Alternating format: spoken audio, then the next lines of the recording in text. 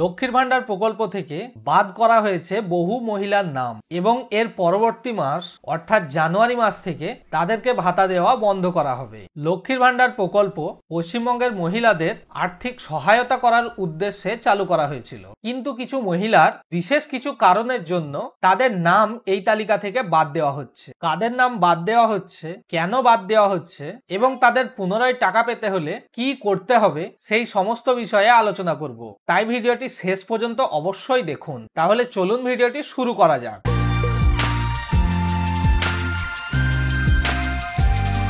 লক্ষ্মীর ভান্ডার প্রকল্পটি 2021 সালে মমতা বন্দ্যোপাধ্যায় চালু করেন। এই প্রকল্পের আওতায় সাধারণ শ্রেণীর মহিলারা প্রতি মাসে 500 টাকা এবং তপশিলি জাতি ও উপজাতি শ্রেণীর মহিলারা মাসিক 1000 টাকা করে ভাতা পেতেন। 2024 সালের লোকসভা নির্বাচনের আগে এই ভাতার পরিমাণ বাড়িয়ে 1000 ও 1200 টাকা করা হয়। এই আর্থিক সহায়তা পশ্চিমবঙ্গের লক্ষ লক্ষ মহিলাদের আর্থিক পরিস্থিতি উন্নয়ন করার পাশাপাশি তাদের স্বনির্ভর হওয়ার গুরুত্বপূর্ণ ভূমিকা পালন করছে। তবে এখন শোনা যাচ্ছে সরকার এই প্রকল্প থেকে কিছু মহিলার নাম বাদ দিচ্ছে। আশঙ্কা জাগছে যে তাদের নাম এই তালিকা থেকে বাদ করা হবে না তো, এবং যদি বাদ করা হয় কিভাবে পুনরায় এই প্রকল্পের টাকা পাবেন। এই বিষয়গুলি এক এক করে আলোচনা করছি। প্রথমে আলোচনা করি মহিলাদের নাম লক্ষ্মীর ভান্ডার প্রকল্পের তালিকা থেকে কেন বাদ দেওয়া হচ্ছে। লক্ষ্মীর ভান্ডার প্রকল্প থেকে নাম বাদ দেওয়ার পেছনে সরকার কিছু নির্দিষ্ট কারণ উল্লেখ করেছেন,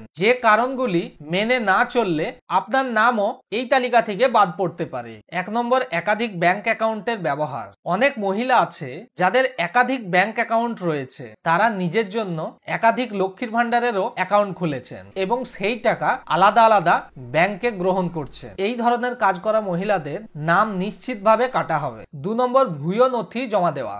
এমন অনেক মহিলা আছে যারা লক্ষ্মীর ভান্ডার প্রকল্পে আবেদন করার সময় তাদের নথি সঠিকভাবে জমা করেনি, তাই সেই সমস্ত মহিলাদের নাম এই তালিকা থেকে বাদ দেওয়া হচ্ছে। 3 নম্বর, বয়সের অনিয়ম। লক্ষ্মীর ভান্ডার প্রকল্পের জন্য নিম্নতম বয়স হচ্ছে 25 বছর, কিন্তু অনেক মহিলা তাদের বয়স বাড়িয়ে এই প্রকল্পের জন্য আবেদন করেছে। সরকার এই তথ্য সঠিকভাবে যাচাই করার পর এই সব মহিলাদের নামও বাদ দিয়েছে। 4 নম্বর, জয়েন্ট অ্যাকাউন্টের সমস্যা।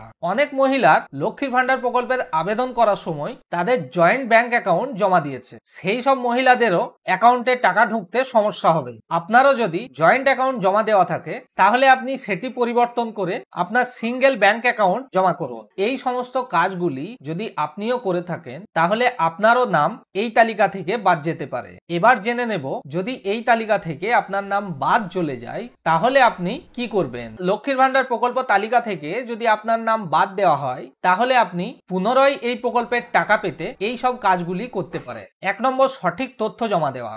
আপনি আপনার নিকটবর্তী ব্লক অফিসে বা দুয়ারে সরকার ক্যাম্পের মাধ্যমে আপনার সঠিক তথ্যটি পুনরায় জমা করতে পারেন। 2 নম্বর, ব্যাংক অ্যাকাউন্ট। আপনার যদি জয়েন্ট অ্যাকাউন্ট জমা দেওয়া থাকে তাহলে আপনি যে কোনো ব্যাংকে আপনার নিজের নামে একটি অ্যাকাউন্ট ওপেন করে সেই অ্যাকাউন্টের তথ্যটি এই প্রকল্পের জন্য জমা করতে পারেন। KYC update. এই প্রকল্পে আবেদন করার সময় যদি আপনার কেওয়াইসি তে কোনো রকম ভুল ত্রুটি হয়ে থাকে সেই ক্ষেত্রে আপনি পুনরায় কেওয়াইসি আপডেট করতে পারেন। এই সমস্ত বিষয়গুলি ফলো করে লক্ষ্মীর ভান্ডার প্রকল্প থেকে বাদ দেওয়া নামও পুনরায় ফিরিয়ে আনা যেতে পারে, কারণ সরকার এই প্রকল্পটি শুরু করেছিল পশ্চিমবঙ্গের মহিলাদের আর্থিক সহায়তা দিয়ে তাদের সাহায্য করার উদ্দেশ্যে, কিন্তু বিভিন্ন ভুয়ো তথ্যের দ্বারা এই প্রকল্পের টাকার অনেক জালিয়াতি হচ্ছে। তাই এই পদক্ষেপগুলি সরকার নিয়েছেন। এই সম্বন্ধে আপনার কি মতামত কমেন্ট করে আমাদের অবশ্যই জানান। ভিডিওটি যদি ভালো লেগে থাকে তাহলে লাইক করে দিন ও বন্ধুদের সঙ্গে শেয়ার করে তাদের এই তথ্যের ব্যাপারে জানিয়ে দিন, এবং এই ধরনের আরো আপডেট পেতে আমাদের চ্যানেলটিকে সাবস্ক্রাইব করুন। এতক্ষণ পর্যন্ত ভিডিওটি দেখার জন্য আপনাকে অনেক অনেক ধন্যবাদ। আবার দেখা হবে পরের ভিডিওতে। ততক্ষণ ভালো থাকবেন, সুস্থ থাকবেন এবং আমাদের সাথে নতুন আপডেট সম্বন্ধে জানতে থাকবেন।